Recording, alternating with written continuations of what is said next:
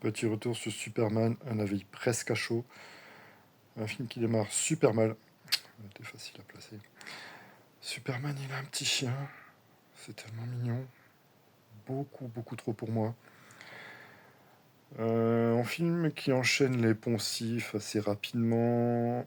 Bien sûr, la base secrète de Superman est découverte dès le début du film.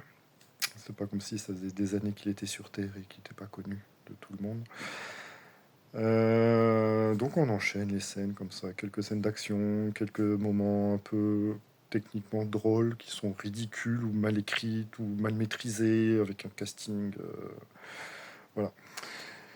On va développer un petit peu au niveau du casting qui est quand même assez moyen globalement en fait. Hein. Lex Luthor a peut-être un peu de charisme, son acteur. Superman, bah, c'est le grand brun baraqué. Enfin, voilà, comme il y en a sans doute à Hollywood.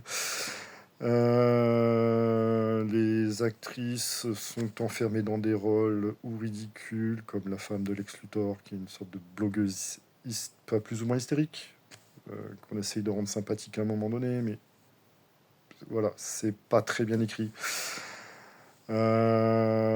C'est en plus assez moche, niveau bestiaire, niveau couleur, niveau réalisation, ça manque de punch.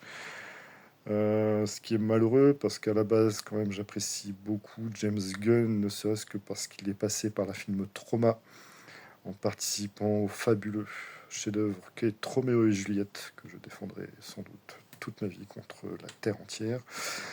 Ce que je ne ferai pas pour Superman, je vous rassure.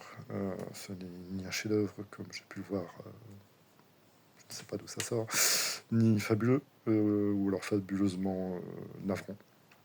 La musique est mauvaise.